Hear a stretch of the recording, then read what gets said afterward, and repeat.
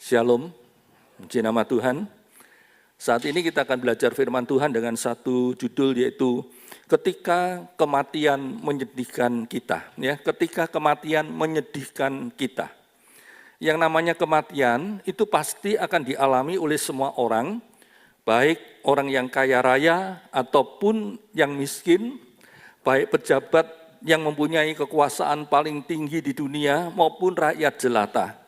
Baik orang yang cerdik pandai ataupun orang yang tidak berpendidikan, baik orang yang tubuhnya sehat dan kuat maupun oleh orang yang tubuhnya lemah dan sakit-sakitan, baik laki-laki ataupun perempuan, baik orang yang sudah lanjut usianya maupun yang masih balita, termasuk juga baik pendeta maupun jemaat biasa. Semua orang pasti akan mengalami kematian sebab upah dosa itu adalah maut. Kita buka Alkitab kita di dalam Roma 6 ayat yang ke-23. Roma 6 ayat 23. Sebab upah dosa ialah maut, tetapi karunia Allah ialah hidup yang kekal dalam Kristus Yesus Tuhan kita. Amin. Upah dosa itu adalah kematian, adalah maut. Sejak Adam dan Hawa berbuat dosa, Tuhan sudah berkata bahwa tubuh yang dibuat dari tanah ini harus kembali kepada tanah. Ya, Kejadian pasal 3 ayat yang ke-19. Ayub juga sudah mengatakan bahwa semua orang yang dilahirkan oleh perempuan di dunia ini, semuanya itu singkat umurnya. Hidupnya penuh dengan kegelisahan, penuh dengan penderitaan. Umurnya hanya sepanjang bunga yang berkembang, yang tidak lama kemudian segera layu kembali dan hilang lenyap. Tidak bisa bertahan lama. Itu ditulis dalam Ayub pasal 14 ayat 1 dan ayat yang kedua. Memang bunga yang berkembang itu ada yang bisa bertahan cukup lama, sampai beberapa hari. Tetapi ada juga yang dalam waktu beberapa jam saja sudah menjadi layu dan kemudian kelopaknya rontok. Nah, begitu juga dengan umur manusia di bumi ini. Ada yang kelihatannya bisa bertahan lama, tetapi ada juga yang umurnya tidak panjang.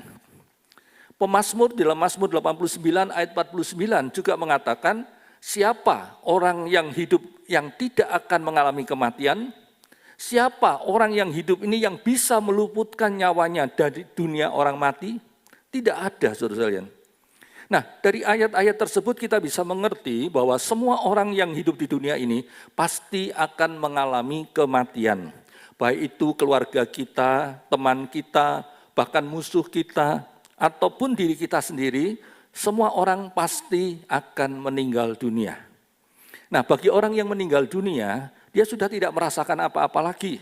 Tinggal urusannya dengan Tuhan. Apakah dia diterima di sorga atau tidak. Tetapi bagi orang-orang yang ditinggalkan, kematian itu bisa menimbulkan duka cita, tetapi juga bisa menimbulkan sukacita, dan ada juga yang tidak berdampak apa-apa bagi kita. Kalau yang meninggal dunia itu orang yang kita kasihi, keluarga kita mungkin atau sahabat karib kita, nah kematian itu akan menimbulkan duka cita bagi kita, menimbulkan kesedihan. Tetapi kalau orang yang meninggal dunia itu orang yang kita benci atau musuh kita, kematiannya justru menimbulkan sukacita karena musuh kita berkurang jumlahnya. Mungkin kita sungkan untuk menunjukkan keceriaan, kegembiraan kita, mungkin karena kita takut nanti dicela orang, tapi mungkin kita akan berkata dengan bisik-bisik, syukur mati kamu. Atau mungkin ya, yang kelihatannya lebih berohani mungkin berkata, puji Tuhan, Tuhan sudah menghukum musuhku sehingga mati dari sekarang dia. Tapi bagi orang yang lain mungkin kematian itu tidak berdampak apa-apa. Ya, kita hanya sekedar melirik atau mungkin ikut melihat dan melayat orang yang meninggal dengan perasaan biasa-biasa saja. Karena orang itu bukan sahabat karib kita, juga bukan keluarga kita. Mungkin hanya sekedar kenalan biasa-biasa saja, bahkan mungkin ada yang tidak kita kenal.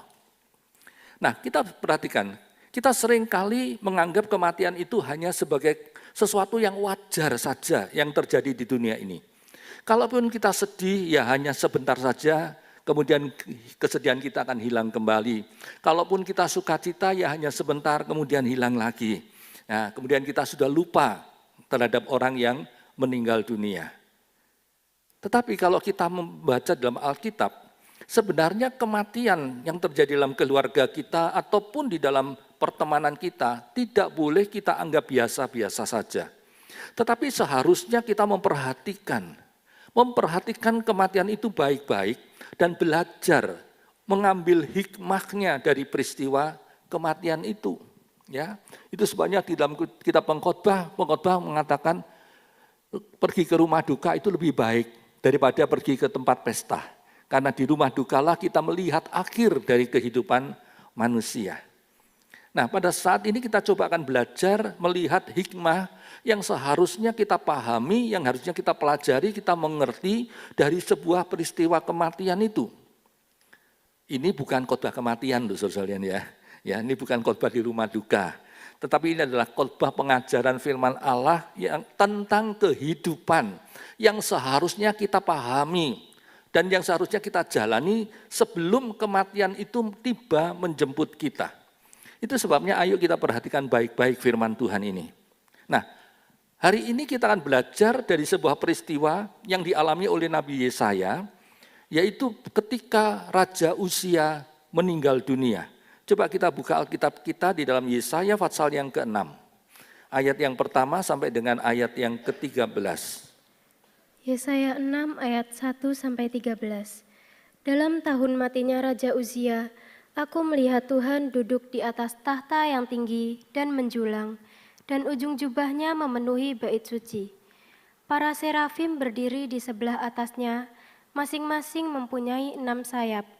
2 sayap dipakai untuk menutupi muka mereka, 2 sayap dipakai untuk menutupi kaki mereka, dan 2 sayap dipakai untuk melayang-layang.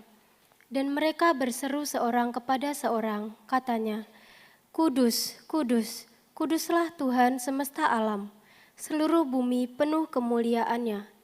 Maka bergoyanglah alas ambang pintu disebabkan suara orang yang berseru itu, dan rumah itu pun penuhlah dengan asap. Lalu kataku, celakalah aku binasa, sebab aku ini seorang yang najis bibir, dan aku tinggal di tengah-tengah bangsa yang najis bibir. Namun mataku telah melihat Sang Raja, yakni Tuhan semesta alam. Tetapi seorang daripada serafim itu terbang mendapatkan aku.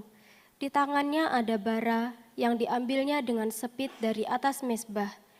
Ia menyentuhkannya kepada mulutku serta berkata, lihat, ini telah menyentuh bibirmu, maka kesalahanmu telah dihapus dan dosamu telah diampuni.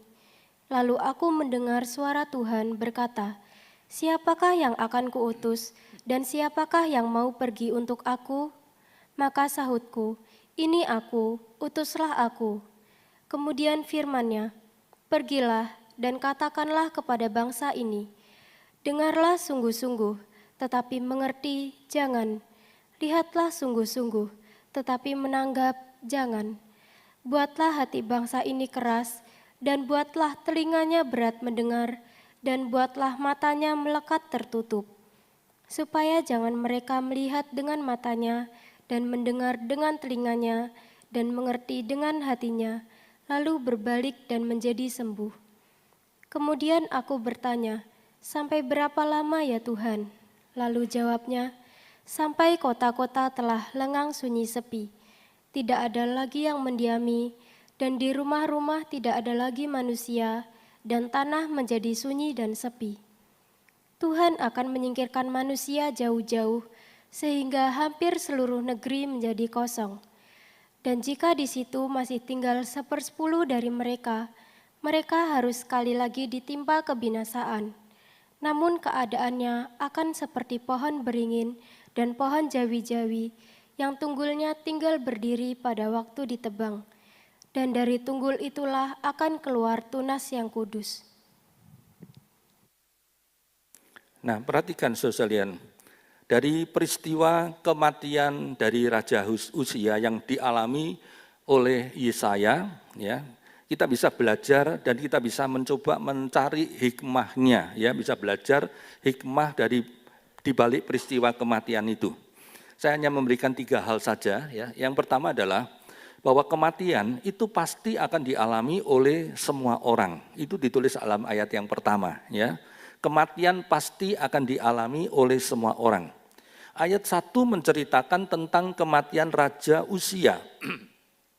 Sekalipun dia adalah seorang raja yang berkuasa, dia tetap tidak bisa meluputkan dirinya dari kematian. Kekuasaannya yang sangat besar tidak bisa menolong dia, melepaskan dia dari kematian. Pasukannya yang banyak juga tidak bisa melepaskan dia dari kematian. Dan akhirnya dia tetap mati juga.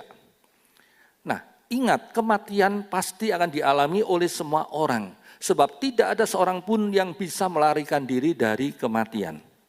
Nah, tentang hal ini tadi sudah bagian awal saya sudah bahas cukup panjang lebar, sudah cukup banyak ayat-ayat.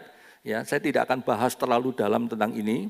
Sebagai tambahan saja, yaitu sekalipun manusia itu hidup sangat lama sekali di dalam dunia ini, artinya umurnya panjang sekali, namun akan ada saatnya, mau tidak mau, dia akan sampai pada garis akhir kehidupannya.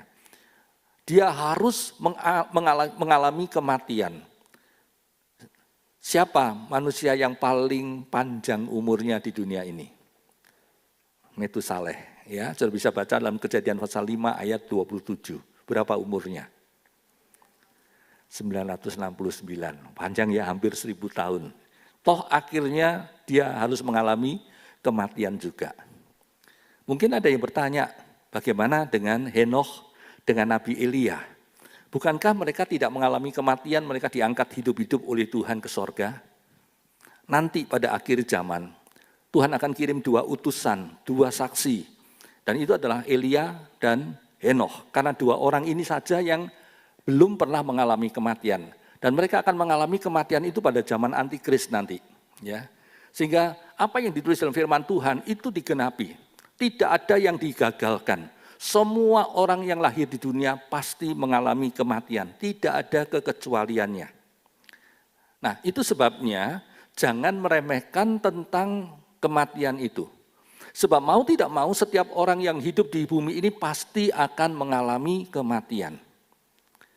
Kematian adalah keadaan yang tidak bisa ditawar, tidak bisa dilawan, tidak bisa diatasi oleh manusia. Dan kematian itu membuktikan bahwa kita adalah manusia, adalah orang-orang yang sangat terbatas kemampuannya. Sebab ada banyak hal yang tidak bisa kita atasi sendiri dengan kemampuan kita, termasuk kematian. Ya. Itu sebabnya jangan kita sombong. Jangan menganggap diri kita ini hebat.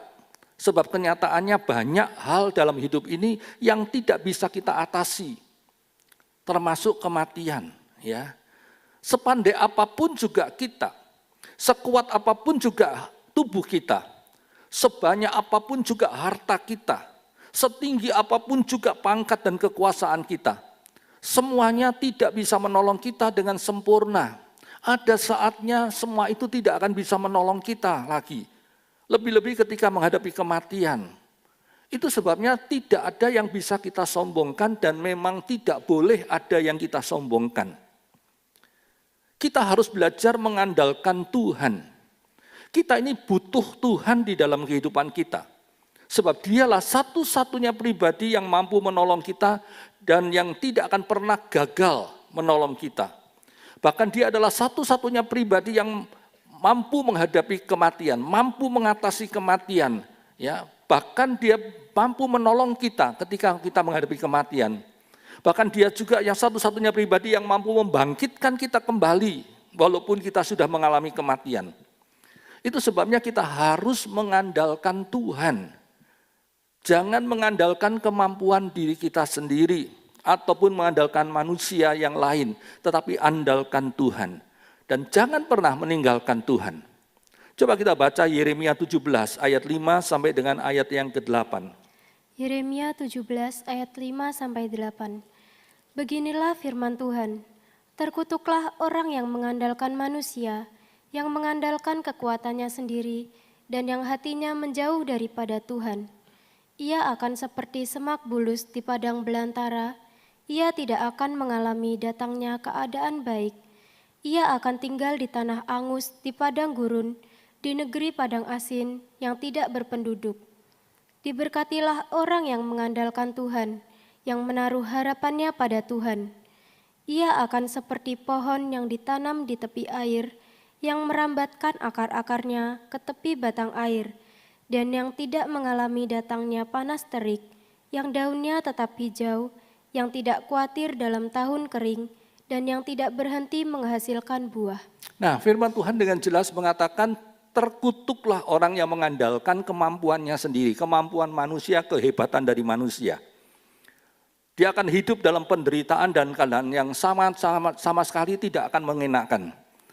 Ya, sebaliknya Tuhan katakan orang yang mengandalkan Tuhan itu akan diberkati oleh Tuhan luar biasa.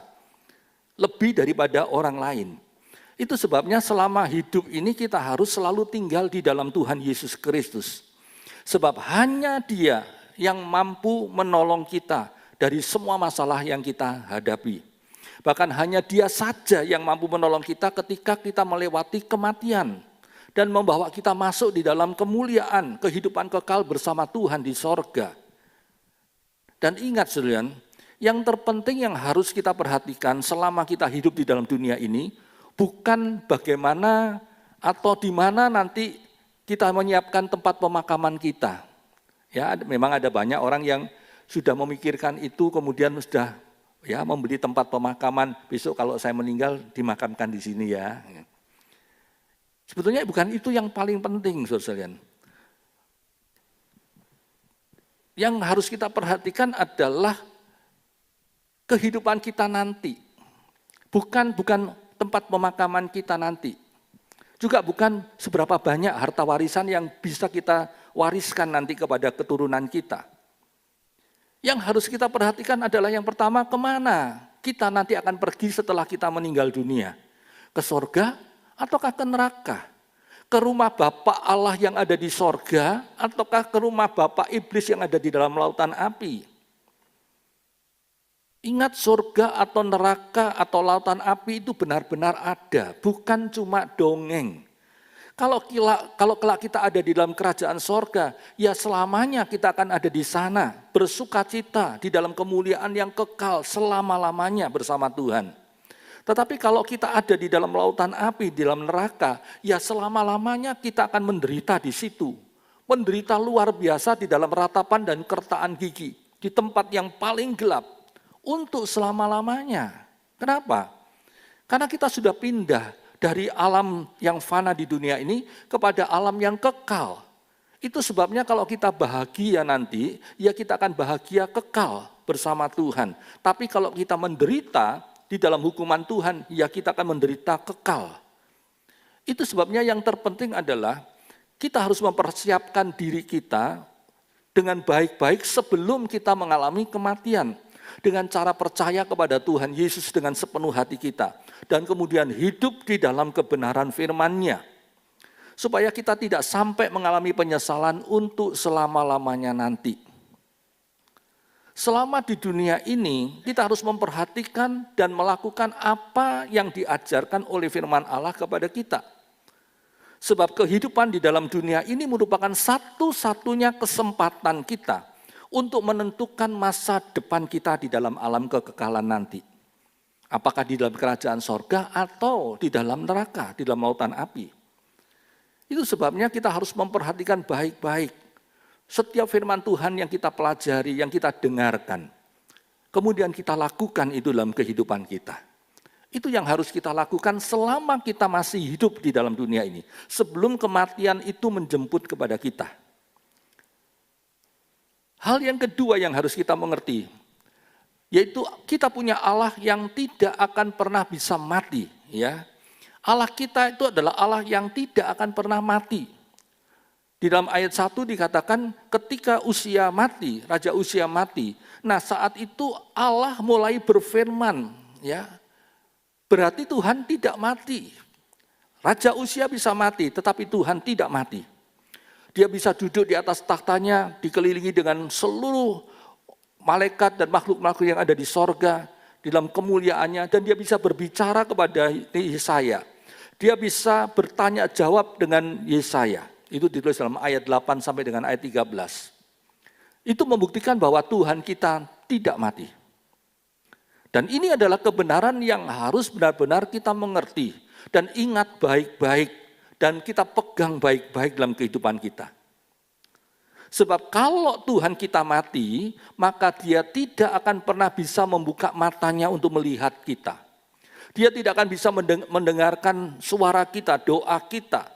Dia juga tidak akan bisa menjawab doa-doa kita. Dia juga tidak akan bisa mengulurkan tangan untuk menolong kita. Bahkan dia juga tidak akan bisa menggerakkan kakinya, melangkahkan kakinya untuk berjalan mendampingi kita. Kalau Tuhan kita mati, maka hidup kita akan susah. Sebab tidak ada lagi yang bisa menolong kita sewaktu-waktu kita membutuhkan.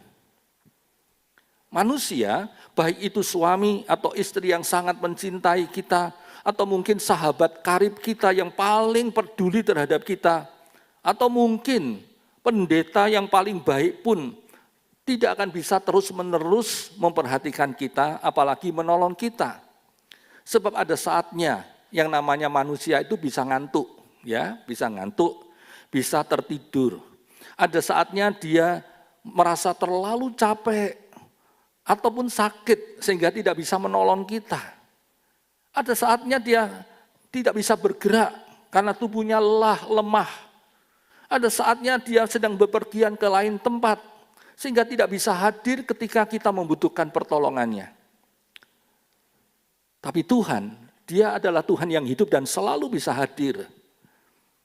Dia adalah Tuhan yang tidak pernah mati. Kalau saya katakan begini mungkin ada yang bertanya, nah bukankah Tuhan Yesus Kristus sudah mati di atas kayu salib bagi kita? Ya, hari ini kita memperingatinya lewat perjamuan kudus. Nah, bukankah Tuhan Yesus sudah mati di atas kayu salib? Katanya tadi Allah tidak pernah mati. Kalau Tuhan Yesus bisa mati, apakah betul kata-kata dari orang-orang yang tidak percaya bahwa yang mati disalibkan itu bukan Yesus, tetapi orang lain atau Yudas Iskariot yang wajahnya diserupakan dengan Yesus? Apakah itu? Ataukah mungkin kalau Tuhan Yesus itu bisa mati di atas kayu salib, berarti Dia bukan Allah. Ya. Seringkali timbul pertanyaan semacam ini. Ingat saudara, Tuhan Yesus Kristus itu adalah pribadi Allah. Dia 100% Allah, tetapi sekaligus juga Dia 100% manusia. Karena Dia adalah Allah yang sudah turun ke dalam dunia ini, ya, dari sorga menjelma sebagai manusia, pakai tubuh seorang manusia yang sama seperti kita untuk menyelamatkan kita. Supaya dengan tubuh manusianya Dia bisa mati di atas kayu salib untuk menyelamatkan kita, untuk mengampuni dosa kita, menggantikan kita di atas kayu salib.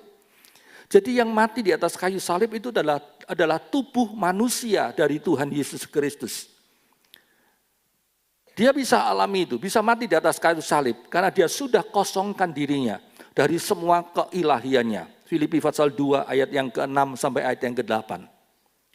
Tetapi Tuhan Yesus Kristus itu tetap adalah Allah 100% juga. Dan sebagai Allah Dia tidak akan pernah mati. Saya ulangi ya, yang mati adalah tubuh manusianya yang dipakai oleh Tuhan selama di dunia ini. Tapi sebagai Allah Dia tidak akan pernah bisa mati. Ya. Yang mati adalah tubuh manusianya. Itu sebabnya setelah Dia bangkit dari kematian, tubuh manusia Yesus ini tetap dipakai oleh Tuhan, tetap dipertahankan. Bahkan sampai Dia kembali ke sorga, tubuh manusia ini tetap ada, dipakai oleh Tuhan. Untuk apa? Untuk membuktikan kepada kita manusia, bahwa Dia adalah Allah yang benar-benar sudah pernah hadir di dunia sebagai manusia, untuk menyelamatkan manusia. Ya, itu sebabnya kita harus percaya, Dia adalah Tuhan dan Allah yang sejati. Dan sebagai Allah, Dia tidak akan pernah mati. Ya, itu sebabnya kita harus bersyukur, sebab sekalipun Tuhan Yesus Kristus itu adalah Allah yang maha hidup, yang tidak pernah bisa mati, namun karena Dia sangat mengasihi kita, Dia sudah rela kosongkan dirinya untuk menjadi seorang anak manusia, khusus untuk mati di atas kayu salib, mengampuni dosa kita dan menyelamatkan kita. Sehingga saat ini kita bisa memiliki janji kehidupan yang kekal di dalam Tuhan Yesus. Bahkan oleh kematian dan kebangkitannya, Tuhan memberikan jaminan kepada kita bahwa nanti ada saatnya Tuhan juga akan bangkitkan tubuh kita yang sudah mati. Tuhan akan beri tubuh kemuliaan, dan dengan tubuh kemuliaan kita itu kita akan bisa terbang ke angkasa, bertemu dengan Tuhan dan hidup bersama Tuhan di sorga selama-lamanya. Dan perhatikan, semua itu dilakukan oleh Tuhan karena Tuhan sangat mencintai kita. Itu sebabnya kita juga harus mencintai Tuhan lebih dari segala-galanya. Dan kita harus mencintai Tuhan sampai akhir hidup kita, sampai selama-lamanya.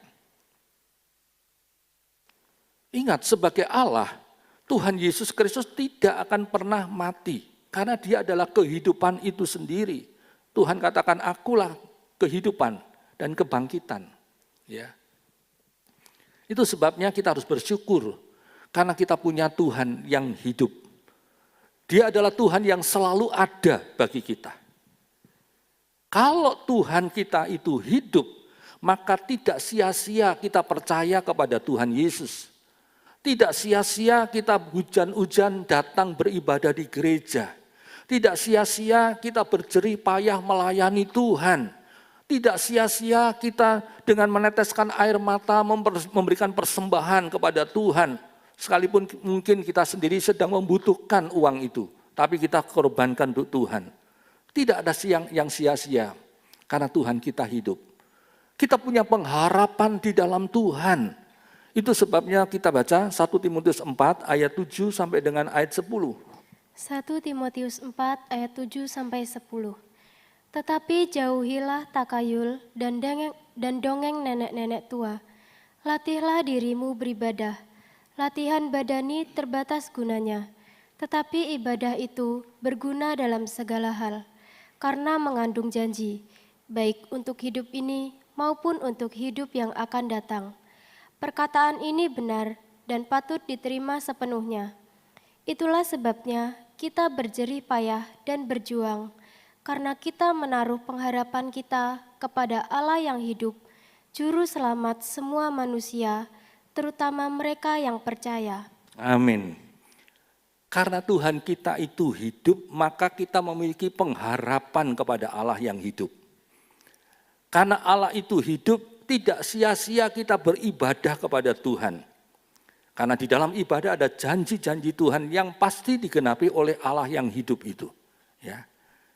Itu sebabnya kita harus bersyukur karena kita punya Allah yang hidup, yang tidak akan mati.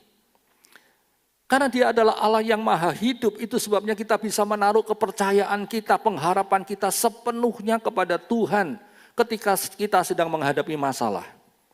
Contoh, ketika Daniel dimasukkan ke dalam gua singa karena difitnah oleh lawan-lawannya, Allah yang hidup itulah yang menjaga Daniel dengan sangat baik, sehingga dia tidak mengalami celaka sama sekali.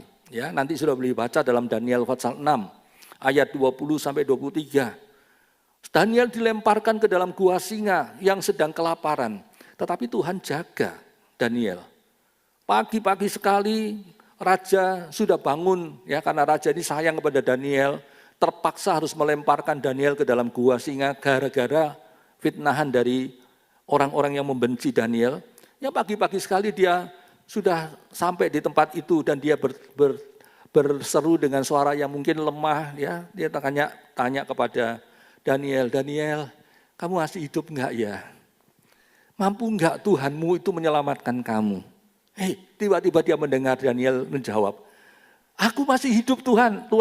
Ya, Tuhanku menjaga aku sehingga singa-singa ini tidak bisa membahayakan aku. Ya, luar biasa saudara. Ya. Karena Allah hidup, dia mampu menyelamatkan dan menjaga Daniel dari semua bahaya. Begitu juga dengan Sadrah, Mesah, dan Abednego.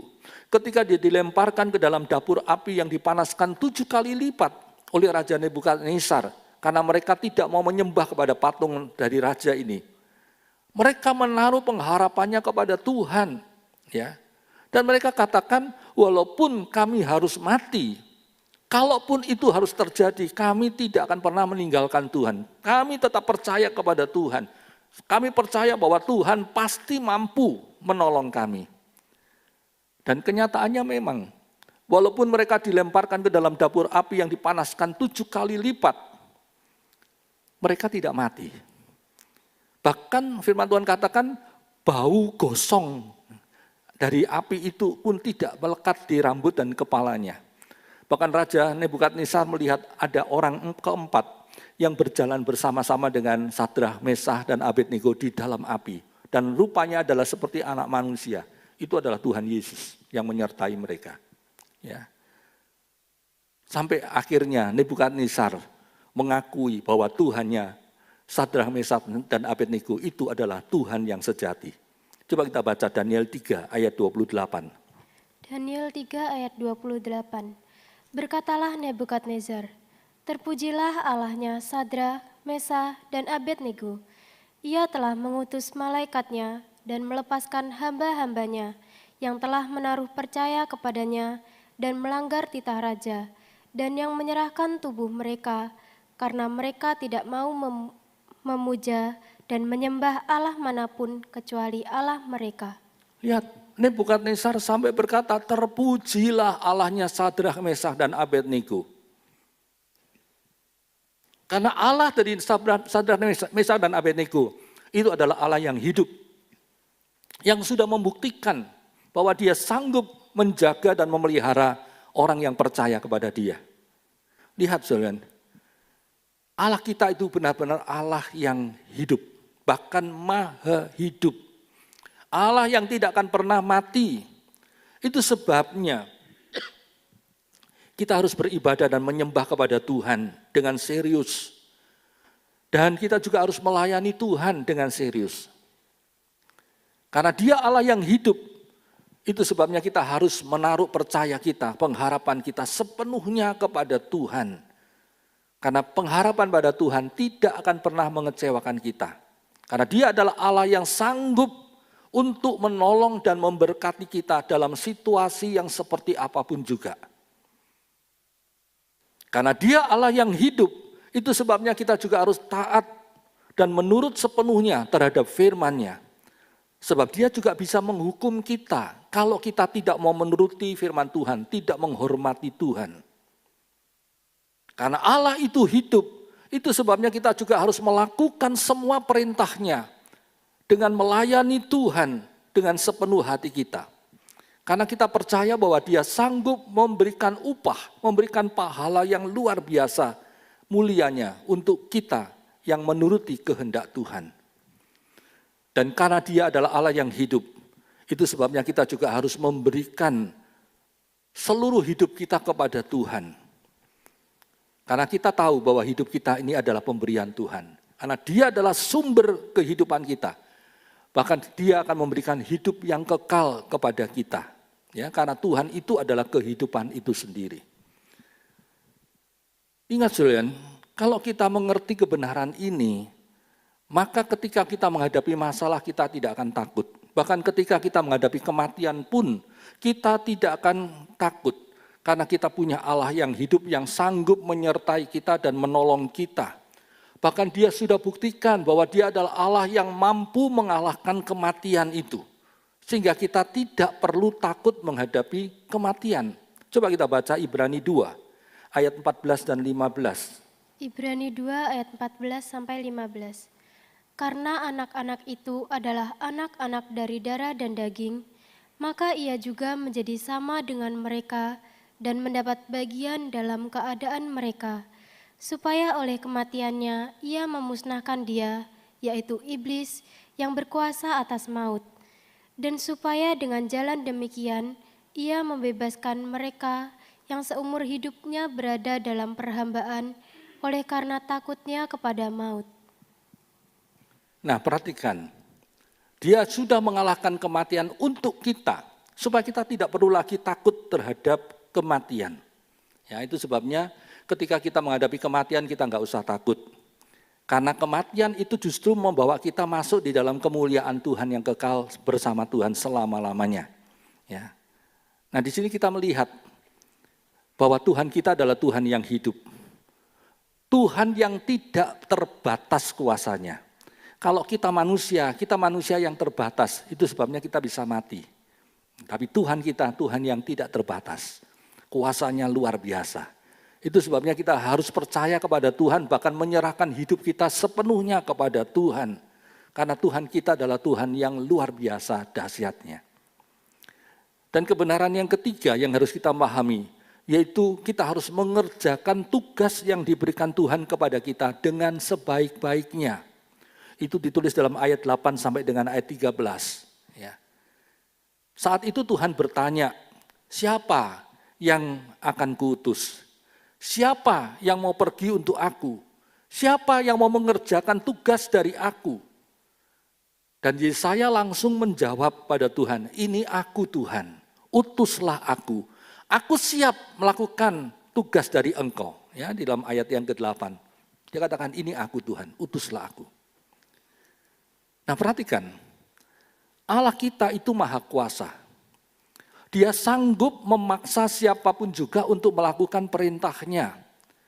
Dia bisa saja memaksa kita untuk melakukan tugas yang Tuhan perintahkan kepada kita. Tetapi Tuhan tidak pernah mau memaksa siapapun juga untuk melakukan tugas untuk Tuhan. Tuhan menunggu kesediaan, kerelaan dari diri kita sendiri untuk menerima tugas itu dari Tuhan untuk kita lakukan. Ya.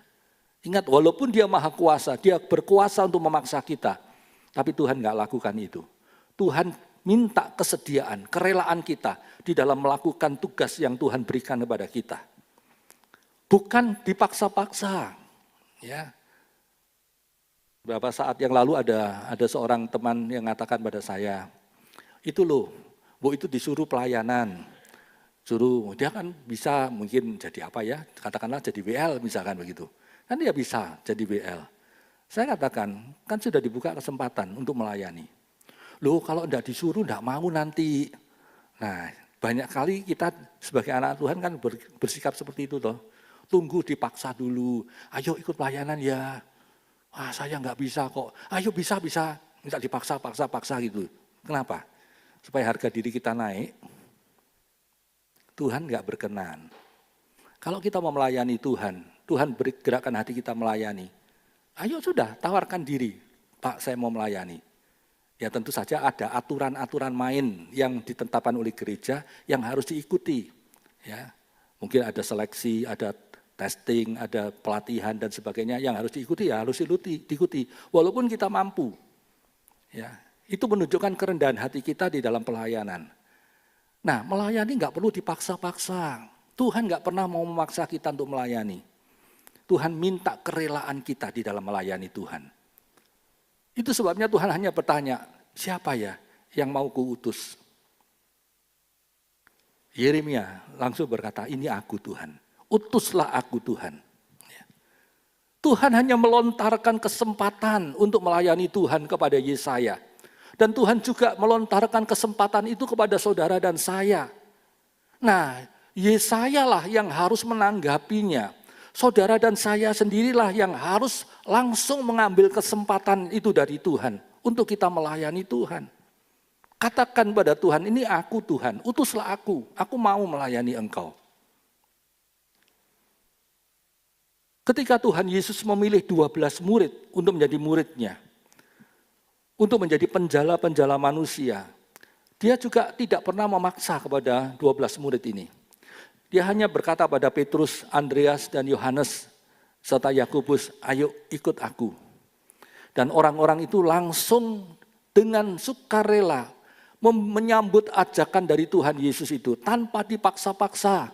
Mereka langsung tinggalkan pekerjaannya dan ikut kepada Tuhan Yesus. Baca nanti dalam Matius pasal 4 ayat 18 sampai 22. Begitu juga ketika Tuhan memanggil Matius atau Lewi, yang sedang asik menghitung uang di tempat pemungut cukai, di meja pemungut cukai. Tuhan Yesus juga hanya berkata pada dia, memanggil dia, ayo ikutlah aku. Lewi lah yang dengan segera meninggalkan pekerjaannya, menyambut panggilan Tuhan itu dan kemudian ikut kepada Tuhan.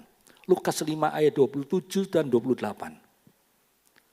Nah begitu juga dengan kita. Kita juga harus dengan kerelaan kita sendiri menerima panggilan dari Tuhan itu. Dan kalau Tuhan memberikan tugas untuk mengerjakan sebuah tugas bagi Tuhan, Sambutlah panggilan Tuhan, kesempatan dari Tuhan itu dengan sebaik-baiknya. Kemudian kerjakan tugas itu sampai selesai dengan baik. Tuhan memberikan tugas kepada Yesaya untuk menyampaikan firman Tuhan kepada bangsa Israel. Ayat yang ke-9 dan ayat 10. Dan saat itu Yesaya bertanya kepada Tuhan, sampai kapan Tuhan? Sampai kapan? Tuhan hanya jawab, ya sampai selesai. Sampai apa yang aku firmankan ini semuanya terjadi. Nah begitu juga dengan ke-12 murid yang dipilih oleh Tuhan. Tuhan memberikan tugas kepada mereka untuk menjala manusia bagi Tuhan. Dengan cara menyampaikan Injil keselamatan kepada semua bangsa. Dan mereka melakukannya dengan baik sampai tugas mereka itu selesai. Sampai mereka meninggal dunia. Yesaya juga melakukan tugasnya sebagai nabi Tuhan sampai akhir hidupnya.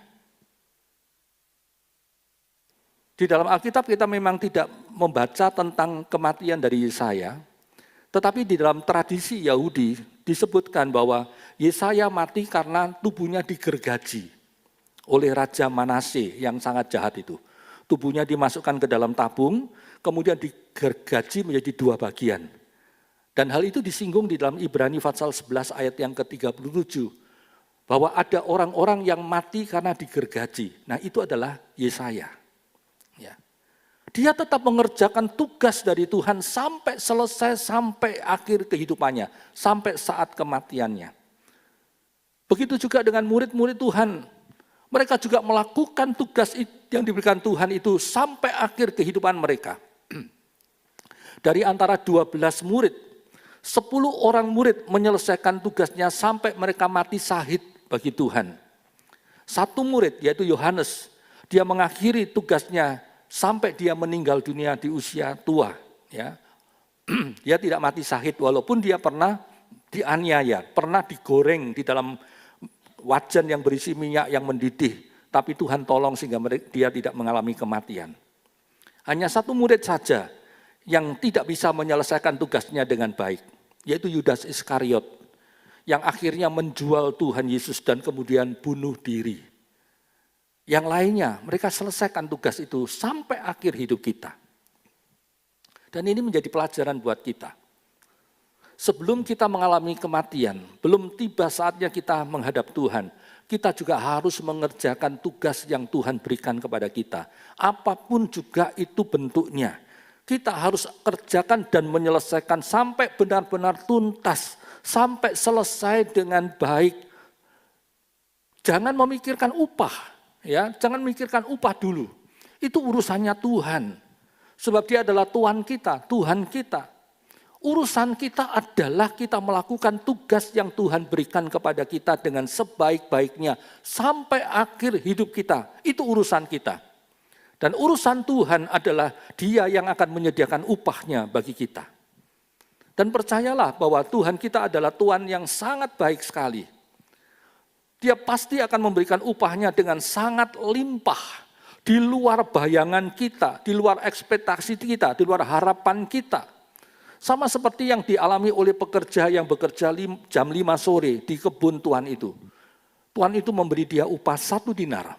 Padahal 1 dinar ini adalah upah kalau dia bekerja 12 jam. Mulai dari jam 6 pagi sampai jam 6 sore. Tetapi orang ini diberi upah 1 dinar. Luar biasa. Berarti dia diberi upah 12 kali lipat daripada seharusnya. Ingat juga bagaimana hamba-hamba yang menerima uang mina dari tuannya. Ya. Kalau mereka mengerjakan dengan baik, sehingga dari 1 mina berhasil jadi 2 mina, jadi 5 mina, jadi 10 mina. Mereka mendapatkan upah dari tuannya di luar bayangan mereka, di luar harapan mereka. Yang berhasil menjadi 10 mina, orang itu diberi kuasa atas 10 kota.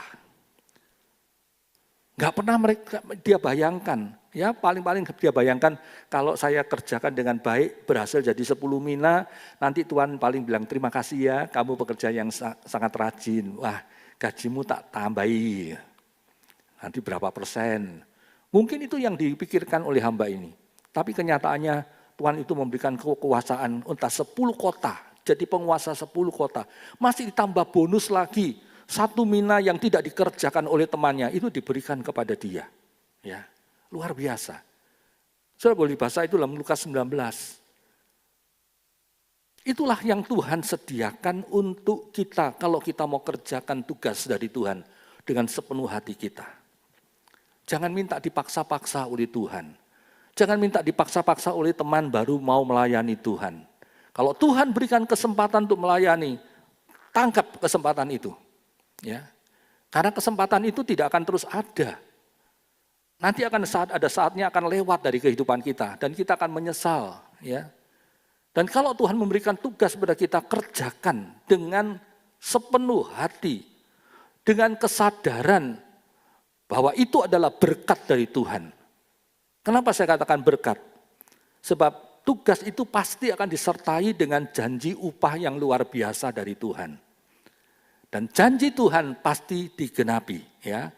Tanpa minta pun Tuhan pasti akan memberikan upahnya kepada kita. Yang harus kita lakukan adalah kita harus berusaha supaya kita bisa menerima upah kita itu sepenuhnya. Coba baca 2 Yohanes pasal 1 ayat yang ke-8. 2 Yohanes 1 ayat 8. Waspadalah supaya kamu jangan kehilangan apa yang telah kami kerjakan itu, tetapi supaya kamu mendapat upahmu sepenuhnya.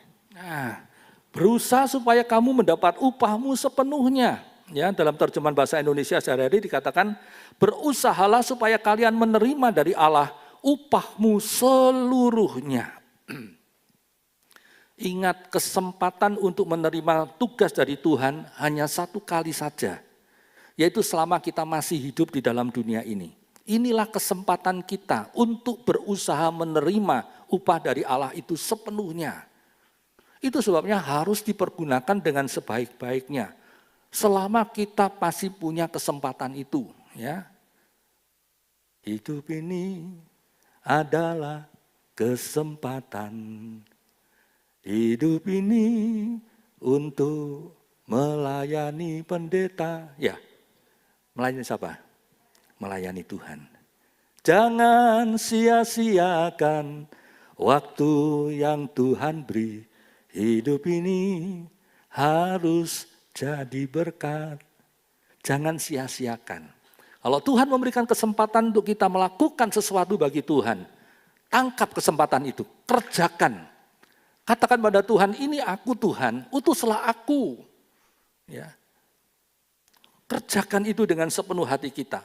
Semua yang tugas Tuhan berikan pada kita, baik itu di dalam rumah tangga kita, di gereja, di tengah-tengah masyarakat, untuk menjadi terang bagi dunia ini. Ayo kerjakan tugas itu dengan sepenuh hati kita. Muliakanlah Tuhan dengan sikap hidup kita, dengan tutur kata kita yang baik, dengan sikap kita yang dengan tekun dan setia, dengan penuh tanggung jawab melayani Tuhan. Sampai semua orang yang ada di sekitar kita bisa melihat kemuliaan Tuhan dan mereka bisa percaya kepada Tuhan Yesus. Tuhan sudah jadikan kita sebagai rasul-rasul dan nabi-nabinya Tuhan. Walaupun kita tidak pakai gelar itu. Ya. Tapi Tuhan berikan kepercayaan untuk kita menyampaikan firman Allah. Menyampaikan Injil Kristus. Kabar baik, kabar keselamatan itu kepada semua bangsa. Itu sudah diberikan pada kita. Jangan lupa amanat agung dalam Matius pasal 28. Ayat 18 sampai dengan ayat 20. Tuhan katakan, aku yang punya segala kuasa. Dia adalah pribadi yang sudah memiliki segala kuasa itu. Dia punya otoritas penuh. Dan dengan otoritas yang penuh dia berikan tugas kepada kita. Kabarkan Injil. Sampai semua bangsa mendengar. Dan beritakan sampai mereka percaya. Baptiskan dalam nama Tuhan, dalam nama Bapa, Anak, dan Roh Kudus. Dan aku berjanji menyertai kamu sampai selama-lamanya. Sampai kesudahan alam. Lihat, dengan otoritasnya Tuhan sudah memberikan tugas itu kepada kita. Dan dengan otoritasnya juga Tuhan sudah memberikan janji penyertaannya kepada kita. Bagaimana? Apakah kita sudah menanggapi panggilan dari Tuhan itu dengan baik? Sudahkah kita memberitakan kasih Tuhan kepada semua orang? Ingat, jangan egois ya. Itu adalah tugas yang Tuhan percayakan kepada kita. Apakah kita seperti Yesaya yang dengan sukarela berkata pada Tuhan, ini aku Tuhan, utuslah aku Tuhan, aku siap melakukan tugasmu. Ataukah kita seperti orang yang mau ikut Tuhan tapi bantah beralasan. Kalau Tuhan katakan, ayo tinggalkan rumahmu, tinggalkan keluargamu, tinggalkan pekerjaanmu, bagikan hartamu bagi semua orang, kemudian kamu ikut aku. Ternyata orang itu menolak panggilan dari Tuhan. Apakah kita seperti itu? Ingat saudara, Tuhan Yesus punya otoritas penuh untuk memaksa kita, tapi dia tidak akan lakukan itu. Dia hanya berikan tawaran, siapa yang mau aku utus, siapa yang mau aku suruh untuk melakukan tugas pelayanan di dunia ini. Siapkah saudara dan saya menjawab seperti Yesaya, ini aku Tuhan, aku siap, utuslah aku. Hari ini Tuhan ingatkan, kesempatan hanya ada ketika kita masih hidup di dunia. Ketika kita sudah meninggal dunia, kesempatan itu sudah lewat. Walaupun kita berkata pada Tuhan, Tuhan saya mau Tuhan, sekarang utuslah saya kembali ke dunia untuk memberitakan Injil, saya akan kabarkan Injil. Sudah lewat masanya. Kita tidak akan mendapatkan kesempatan itu lagi. Itu sebabnya ayo kerjakan tugas yang Tuhan berikan pada kita dengan sebaik-baiknya. Nanti kita yang akan menerima upahnya dari Tuhan dan upah itu luar biasa. Asal kita setia melakukan tugas kita sampai akhir dan tidak menjadi lelah kemudian meninggalkan tugas kita sebelum selesai. Lakukan sampai selesai. Coba baca Galatia 5, Galatia pasal 6 ayat yang ke-9. Galatia 6 ayat 9. Janganlah kita jemu-jemu berbuat baik, karena apabila sudah datang waktunya, kita akan menuai jika kita tidak menjadi lemah. Nah, kita akan menuai hasilnya kalau kita tidak menjadi lemah. Jangan jemu berbuat baik. Terjemahan yang lain katakan, sebab itu janganlah kita menjadi bosan melakukan hal-hal yang baik. Sebab kalau kita tidak berhenti melakukan hal-hal itu sekali kelak, kita akan menuai hasilnya. Berbuat baik itu bukan cuma menolong orang atau memberi makan kepada orang yang kelaparan saja. Bukan cuma itu perbuatan baik, ya masih ada banyak perbuatan-perbuatan baik yang lainnya. Mengabarkan Injil itu perbuatan baik atau bukan? Perbuatan baik, ya. Melayani pekerjaan Tuhan itu perbuatan baik atau bukan? Kalau itu perbuatan baik, ayo lakukan, ya. Jangan jemu-jemu, jangan bosan-bosan mengerjakan pekerjaan dari Tuhan. Itu yang harus kita kerjakan dengan sebaik-baiknya selama kita hidup. Dan jangan berhenti mengerjakannya sampai selesai. Sampai waktunya kita dipanggil oleh Tuhan. Sebab firman Tuhan tadi katakan, kalau kita tidak menjadi lelah, maka Tuhan akan memberikan upah kita sepenuhnya. Tapi kalau kita menjadi lelah, kemudian kita mogok, kita berhenti, tidak melakukan lagi, ya upahnya tidak jadi diberikan kepada kita yang rugi. Itu sebabnya ayo kerjakan semua tugas yang Tuhan percayakan pada kita. Kerjakan dengan penuh semangat, dengan penuh tanggung jawab, dengan sebaik-baiknya sampai akhir kehidupan kita. Dan satu hal, lakukan untuk kemuliaan Tuhan. Mumpung masih ada kesempatan. Hari ini Tuhan ingatkan, setiap orang pasti akan mengalami kematian. Kematian bisa membuat kita sedih, bisa membuat kita takut, tetapi ingat kita punya Tuhan yang tidak pernah mati, yang selalu siap mendampingi kita. Ya, Dia yang mampu memberikan penghiburan di saat kematian itu melanda keluarga kita. Dia yang mampu memberikan pemulihan hati terhadap kita yang mengalami kesedihan. Dia adalah Allah yang hidup yang selalu siap untuk menolong kita, menyelesaikan semua permasalahan hidup kita. Dia adalah Tuhan yang sanggup memberikan hidup kekal kepada kita karena Dia adalah Allah yang hidup. Dan selama hidup di dunia ini, sebelum kita mengalami kematian, jangan lupa ada kewajiban tugas yang Tuhan percayakan kepada kita, kerjakan itu dengan sepenuh hati. Baik itu tugas di dalam rumah tangga kita, tugas mencari nafkah bagi keluarga, tugas mendidik anak-anak di dalam takut akan Tuhan, tugas untuk mengasihi suami dan istri kita, tugas untuk menghormati orang tua dan yang lain-lainnya lagi. Kerjakan itu dengan baik.